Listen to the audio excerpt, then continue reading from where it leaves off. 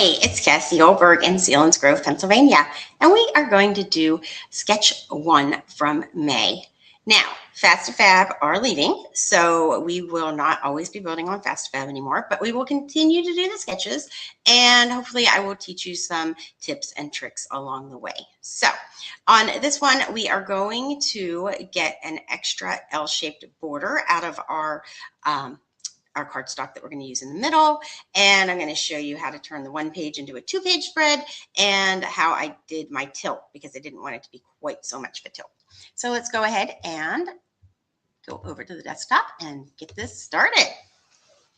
Okay, so as you can see, there's a pretty deep tilt on this one, and I wanted just a little bit of a tilt, so I just lessened it a little bit, and I'll show you how I did that. And of course, we need our base paper, which I have. I pre-cut our 10.5 by 10.5 inch piece because you know how to cut 10.5 by 10.5. And now we are just going to bring our cardstock over to do our 10 by 10. I'm going to cut it on top of here. And we're going to use our new punch from the SecretBox. So what I did was I started it over here on the silver line because I'm just going to do an L. I want to be able to still get my 10 by 10 sheet out of here, but I want to be able to use this on another page if I would. And so now I have that wonderful moment of remembering exactly what I did to make it happen. Okay, so we're just going to come over here. I'm going to flip it, and this time I'm going to just start it on the black line. So we started silver first, and now we're going to come over to the black line, and that way our chevrons do not overlap and beat each other up. So see, I'm just making an L. And this way I'll get to use it as a border on a page later. It won't do a whole frame, it'll just do a partial frame. So just a fun little way to create that. So let's get this out of our way. And now we will pull over our 12-inch trimmer.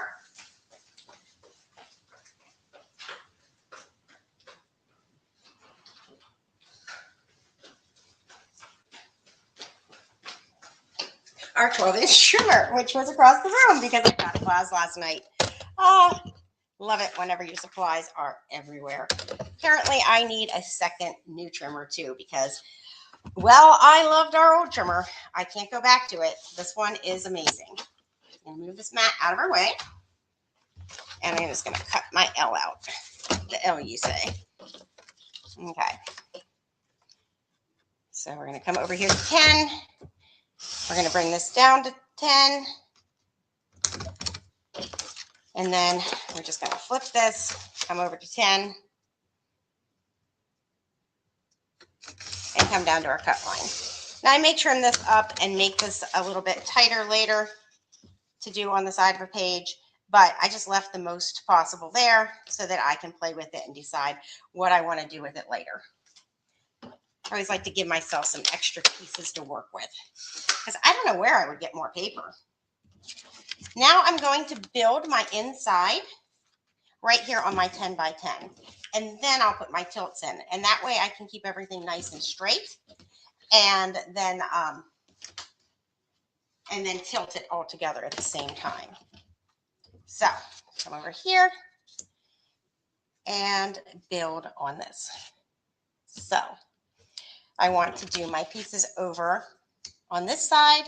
I have a pre-cut. What did I cut this at? 3 1/4 by 3 3/4. Yep. So I wanted it to be 3 1/2 by 4, so that I left my room for a mat. Now, if you have not used these simple sleeves before, highly, highly recommend. You can get in here and get all the little pieces that you need and see if you have some black that already fits your description before you go cutting into another sheet. So I'm just going to pull out some possibilities. Oh, that might be a possibility right there. Okay. So let's see what we have. Oh, yeah, we're going to be able to get that out of there. So I need a 3 1/2 by 4. So we'll cut the 4 first. And then our 3.5. There we go. And this picture is ready to be matted. I cut this one off. I had a really bad glare over here. And this is just a beautiful art on the ceiling in the castle. So I just went ahead and did that. And now I'm going to cut this one into a 3.5 by 4. And this is just artwork coming down the stairs. So let's see. We're at 3.5. There we go. By 4. And it's already 4, of course. Okay, so that's going to go there and there. And we're going to add that in right there to even it out. And then over here, so my husband is a veterinarian, and there was a statue of a dog. So, of course, he had to be a little bit goofy because that's just him. I love him. And then down here, we have my husband and my son playing pool, and I'm going to mat this one. So I want it to be 5 3/4. Let's see. I'm going to cut a little bit off this side. I didn't want to cut that statue down any further than what it is. And then 3 3/4 this way. So I'm just going to take a little bit off the top. And then I just need a 4 by 6 piece. So let's see. Is this one 4 this way? It looks like it's about 4. So let's do 6 by 4. Perfect. Love using up those scraps. It always brings me great joy. Because then that folder goes down a little bit and then I have room for more, right? And I like to use the simple sleeve instead of the pocket because it just gives me more, I can open it a little bit easier. Okay, so it's going to be this side. So these are going to go in here. And now I just want a little banner over here to match the other side. So you just bring this over and double check that you're getting it the same height. So that is 4 and that is 4. So I did those right. So let's see. 1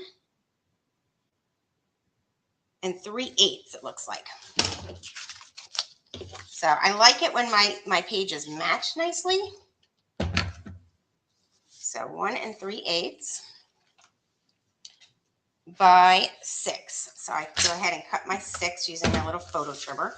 I was about to pull my big cutter back up, but if I do this one first, then I can do my 1 3/8. So let's see. Here we go.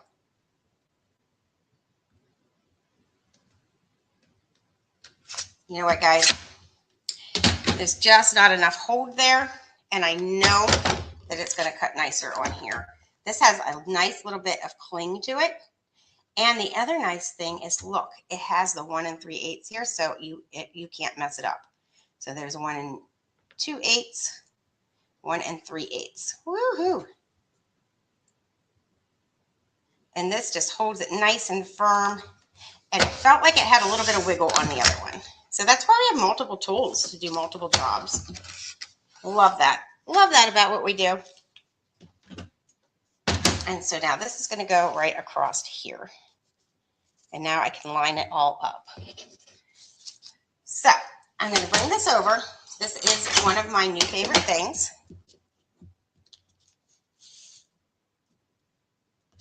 And I'm going to bring everything over 1/4 of an inch. Now it is going to come a little bit off of here. But that's okay. It still holds nice and firm because I just want that little tiny bit of an edge right there. And we're going to put these down.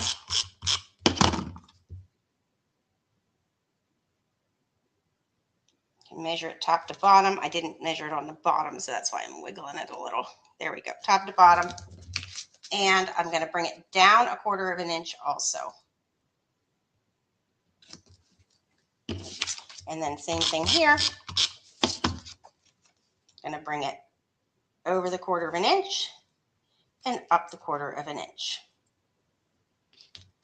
And I just love how you can line everything up. And then to even it out, I'm just going to add this little embellishment right here.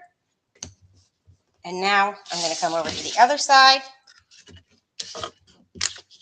And I guess I could just leave it right there. That's measured right there on the 2. And I'm going to bring it over 1/4 inch.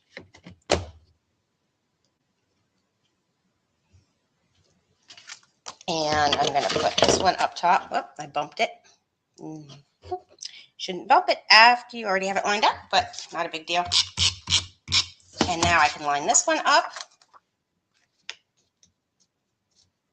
and bring it down 1/4 inch.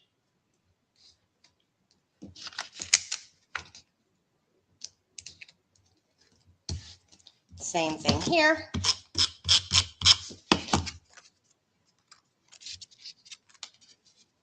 Up 1/4 inch. I have that a little crooked. There we go. And now we can just add this right down the center.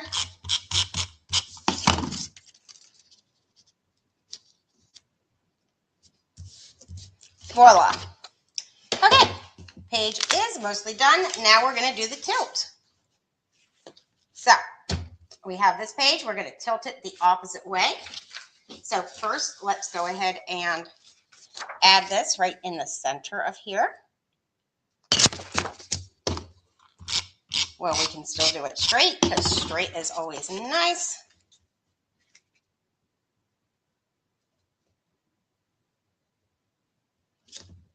And now we can add the tilt at the same time. Now I want it to tilt exactly opposite of the other one. So if you look, I came 1 inch. It helps if I have this centered and on the screen. Okay, so this started 1 inch down over here and 1/2 inch over, and this went to 1/2 inch up and 1 inch over. So pretty easy peasy. We're just going to go the opposite direction. So we're going to go 1 inch down, 1/2 inch over.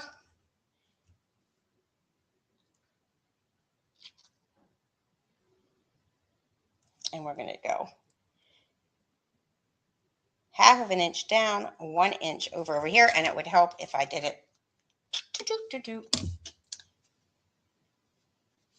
from the bottom, because did you see my silliness, guys? I need to put it on top of it.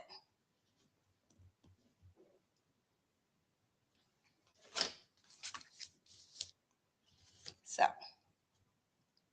1 inch over, 1 inch up, and there we go. Opposite tilt.